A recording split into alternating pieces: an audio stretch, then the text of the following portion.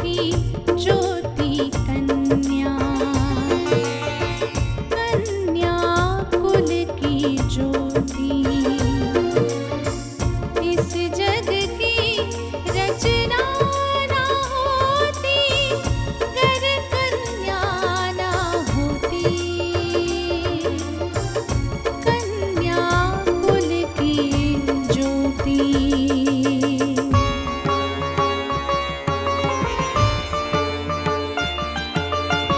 माँ बहना कुलवधू सभी में कन्या का ही रूप है, कहीं है धरती कहीं गगन है, कहीं छाँव कहीं धूप है, आज बचा लो कन्या को, माँ की ममता है रोती,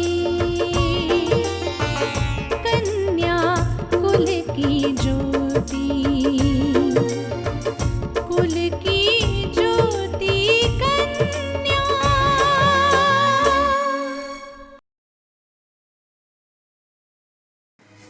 हो सके तो मुझे माफ कर देना बेटा।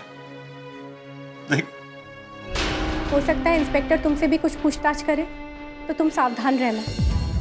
वाह महारानी जी, क्यों आई यहाँ? तेरी हिम्मत कैसे हुई? क्यों? मैं यहाँ नहीं आ सकती? क्यों आएगी?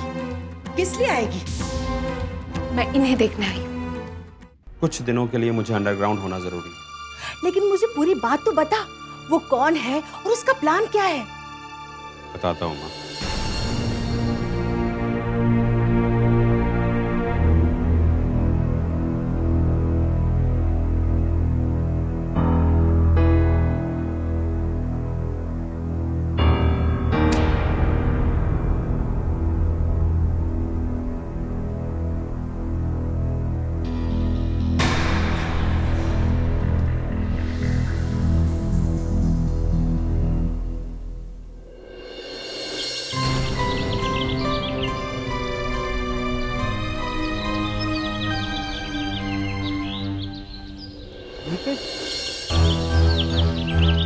यहाँ इस तरह गाड़ी के पास खड़े होकर किसका इंतजार कर रहा है?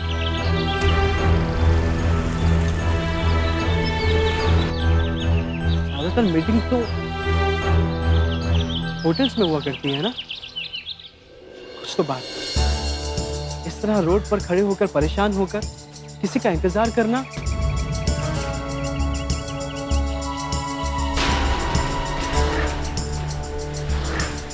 सॉरी, आने में थोड़ी देर हो गई। मैं रॉकी।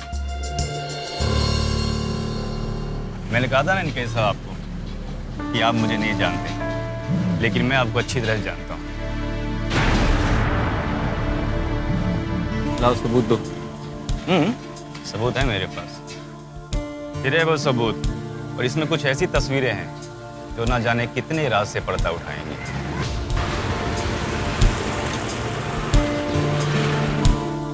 क्या मैं ये तस्वीरें देख सकता हूँ? जी नहीं, इन्हीं की तो कीमत है। आप कीमत आए।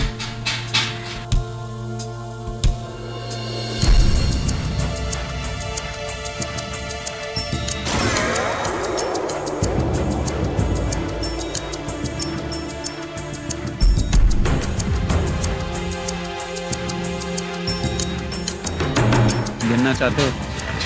नहीं, मुझे भरोसा है आप पे। ये रही आपकी अमानत। आप चाहें तो अब इसे देख सकते हैं।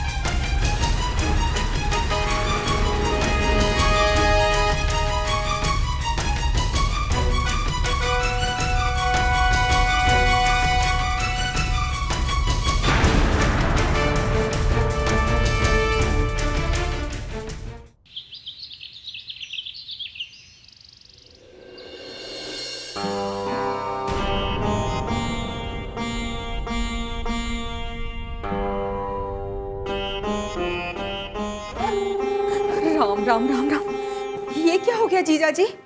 हम तो कभी सोच भी नहीं सकते थे कि आप अपने पैरों पर चलने तक के लायक नहीं रहोगे। मैं भी नहीं सोच पाया कि ऐसा कुछ होगा।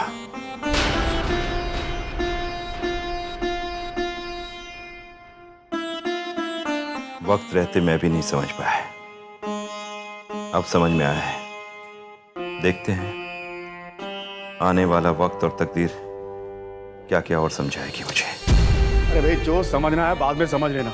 अभी तुम कुमुद से भी इतना समझो कि हम थके हारे आए हैं। अरे पानी तो पिलाओ कम से कम।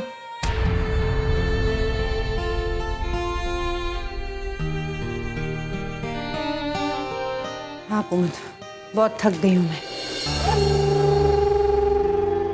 कुल की ज्योति कन्या।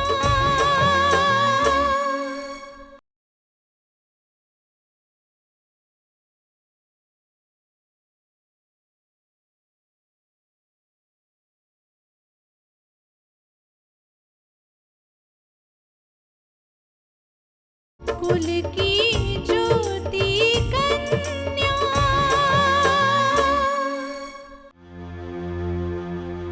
ऐसा लग रहा है जैसे शरीर में दम ही नहीं।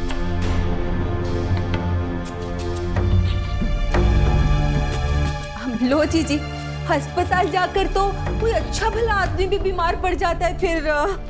कितना बोलती हो तुम। जी, जीजा जी को अंदर ले जाए ना, इनको तो आराम करना है। हाँ कुमुद, तो मैंने अंदर लेकर जाओ, मैं तो बहुत थक गई। चलो जाओ लेके। मैं हाँ?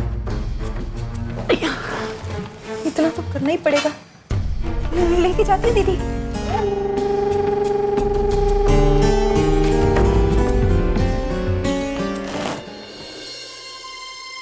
ये अनिकेत कहाँ है? अरे जी, आप उसका इंतजार क्यों कर रही हो? ऑफिस में होगा, आ जाएगा।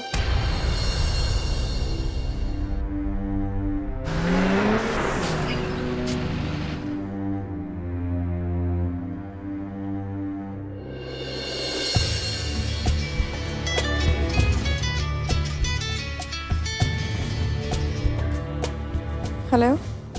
तृप्ति, कहाँ हो तुम? मैं घर पर। क्यों? मुझे तुमसे मिलना है। एक बार मिल सकते हो मुझसे? लेकिन बात क्या है? देखो, मुझे तुमसे कुछ बहुत जरूरी बात करनी है, और बात ऐसी है कि अकेले में ही हो सकती है। अनिकेत, मैंने तुमसे कहा ना, अब हमारे रास्ते एक दूसरे से बिल्कुल अलग हैं। तो फिर ये मिलने मिलाने का क्या मतलब? मैं तुम्हें पहले भी बोल चुकी हूँ। बस यही तकदीर की मर्जी है। देखो, मैं भी तुमसे कोई तकदीर बदलने के लिए नहीं मिलना चाहता। मुझे तुमसे कुछ बात करनी है, और बात कुछ ऐसी है जो अकेले में ही हो सकती है। इसके लिए मिलना जरूरी है। बोलो, कहाँ मिल सकती हो? अगर मिलना इतना ही जरूरी है तो आप घर आ जाइए। तुम समझती क्यों नहीं? मैंने कहा ना, मुझे अकेले में बात करनी है तुमसे, तुम्हारे पापा के सामने नहीं। पापा कहीं बाहर गए हुए हैं और उन्हें आने में भी बहुत टाइम लगेगा। आना चाहते हो तो इस वक्त घर पर आ सकते हो। ठीक है, मैं पहुंचता हूँ।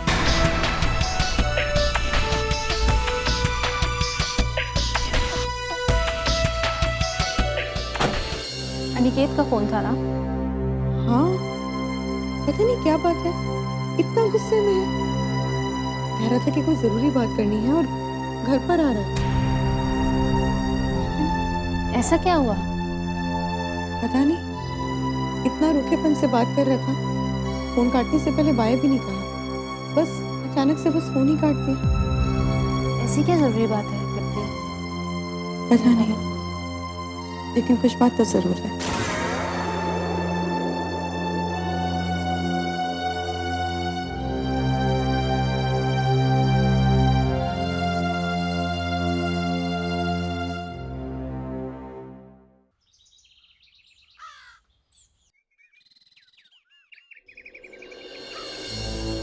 ऐसी क्या बात थी उन तस्वीरों में? तस्वीरों में जरूर कोई खास बात थी, वरना उन तस्वीरों के लिए, उस लिफाफे के लिए अनिकेत इतनी बड़ी रकम नहीं चुकाता था। 5 गड्डियां, यानी 5 लाख रुपए। 5 लाख रुपए देकर अनिकेत ने उन तस्वीरों को हासिल किया है। मुझे अच्छी तरह याद है, उन तस्वीरों को देखने के बाद अनिकेत एकदम शॉक था। उसके बाद वो बस गाड़ी में बैठकर चला गया।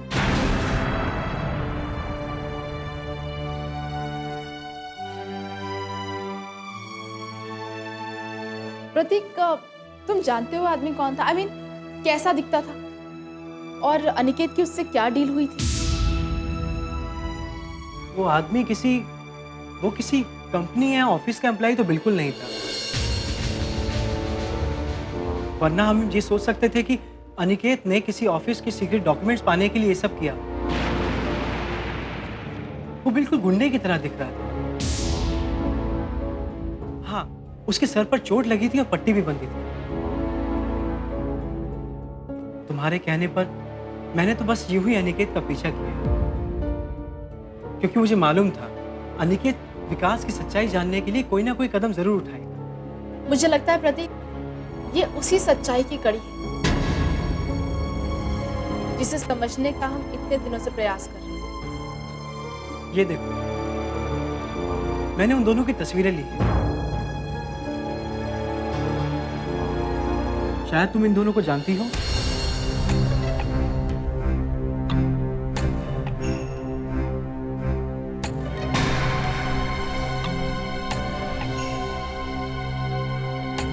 काश कि ये पता चल जाता कि ये उस लिफाफे में तस्वीरें किसकी थी, जिसे देखकर अनिकेत इतने सदमे में था।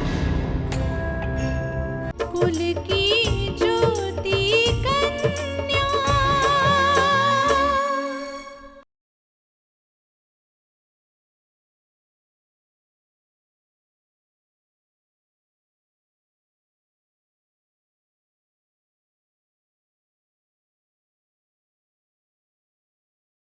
कुल की ज्योति कन्या। प्रतीक, अब तक जो भी बातें सामने आई हैं, सब कुछ सिर्फ तुम्हारी वजह से है। और इस सच्चाई से पर्दा भी तुम ही उठाओ। बस मुझे यही लगता है कि मेरी वजह से तुम्हें न जाने कहां भटकना पड़ रहा है।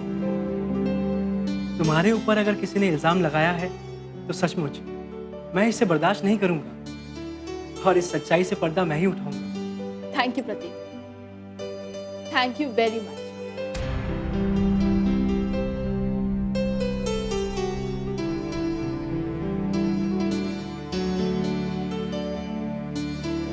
प्रतीक, क्या सोच रहे हो? नहीं नहीं, कुछ नहीं।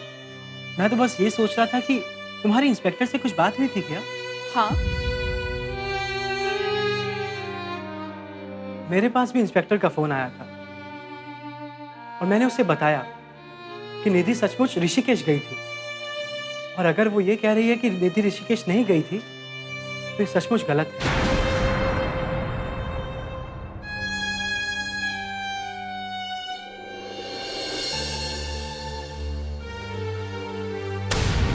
इंस्पेक्टर, हाँ मैं। तुम जैसे लोग पुलिस को झूठ बोल के गुमराह करते हैं, इसलिए मुझे वापस आना पड़ा। मैंने क्या झूठ बोला? तुमने झूठ बोला कि तुम पल्लवी को नहीं जानती। तुमने झूठ बोला कि तुम कभी नैनीताल नहीं गई। ये सच है इंस्पेक्टर। अच्छा, तो फिर ये क्या है? ये तस्वीर किसकी है? Well, let me guess. शायद ये तस्वीर पल्लवी की, जो शायद तुम्हारी जुड़वा बहन। वैसे तुम्हारी माता जी कहाँ हैं? जरा मैं उनसे भी तो पूछूं कि उनकी कोई जुड़वा बेटी है भी कि नहीं। माँ मंदिर गई हैं। मंदिर गई हैं? अगर ये तस्वीर तुम्हारी नहीं तो किसकी है? और अगर ये तस्वीर तुम्हारी है तो तुम नैनीताल गई हो, तुमने पुलिस से झूठ बोला है। मेरे सवालों का जवाब तो होगा नहीं तुम्हारे पास। अब सच बोलने का वक्त आ गया है। चलो पुलिस स्टेशन, ले चलो इसे।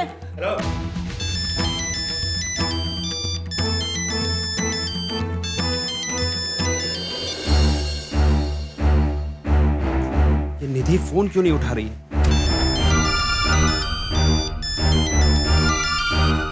अरे बेटा, अगर निधि पर पुलिस की नजर पड़ चुकी है तो सबसे पहले निधि को इस शहर से दूर भेजो।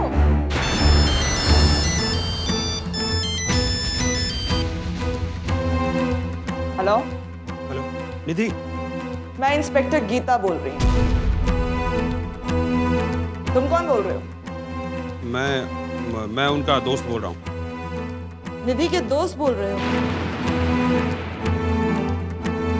कुछ नाम तो होगा तुम्हारा, क्या नाम है? क्योंकि फोन पर तो प्राइवेट नंबर फ्लैश हो रहा है। कौन हो तुम? मैं अभिमन्यु सिंह बोल रहा हूँ।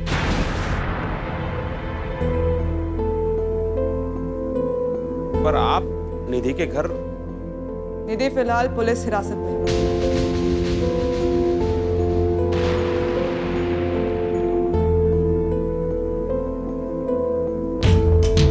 चलिए ले चलो।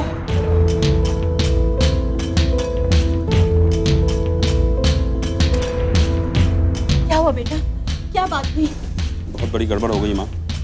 निधि को पुलिस ने एक बार फिर अरेस्ट कर लिया। क्या? हाँ माँ, मेरा टाइम इतना खराब चल रहा है, मैंने भी निधि को अभी ही फोन किया। हाँ बेटा, इंस्पेक्टर को तेरा नंबर पता चल ही गया होगा। नहीं माँ, मेरा नंबर किसी के मोबाइल पर आता नहीं है, प्राइवेट कॉल लिखा हुआ आता है। पर पुलिस के लिए पता लगाना बहुत आसान है। इसका मतलब पुलिस तुम तक पहुंच सकती है? अगर निधि ने मुंह खोला, मेरे लिए बहुत बड़ी मुश्किल हो सकती है। कुल की ज्योति कन्या।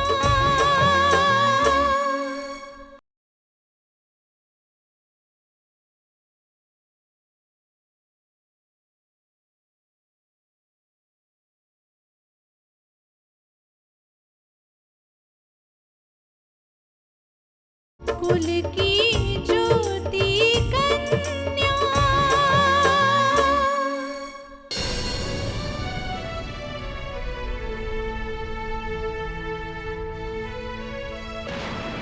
और एक बात आप अच्छी तरह से समझ लीजिए कि दूर रहने से खून के रिश्ते टूट नहीं जाते और ना ही किसी की कोशिशों से कभी टूटेंगे।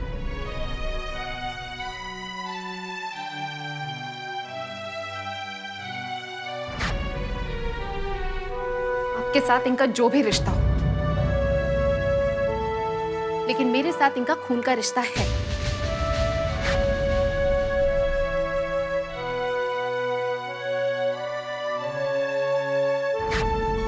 और आज ही नहीं, जब ही मेरा जी चाहेगा मैं इनसे मिलने जरूर आऊंगी।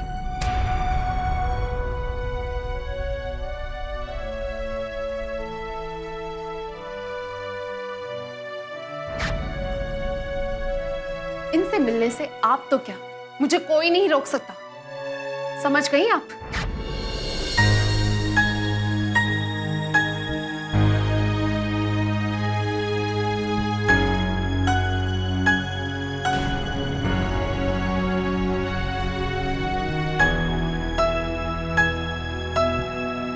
जीजा जी,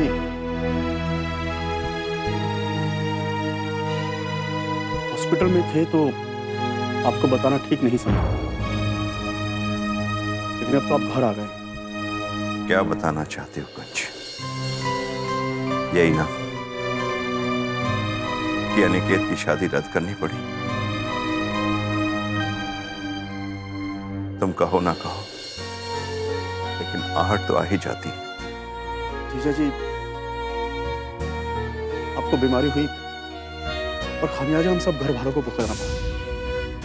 शादी होते होते रुक गई और आज दोनों भाइयों के बीच में दरार पड़ने लगी। लेकिन इन सब के जिम्मेदार आप बन ही गए। आपकी वजह से शादी रुकी और वो आपकी बेटी काम्या।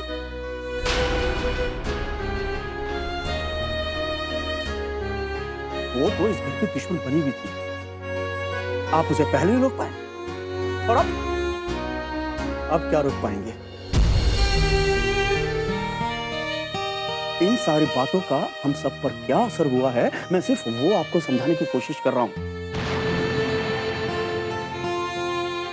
देखिए, दुखी मत होइएगा और ना ही बुरा मानिएगा।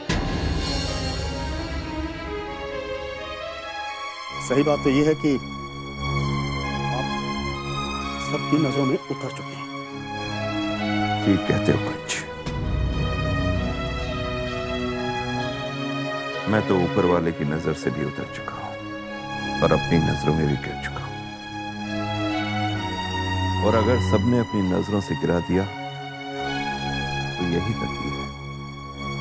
मैं आपको यही समझाना चाहता हूं, तकदीर ही सही, लेकिन आपको अपने हालत से समझौता कर लेना चाहिए।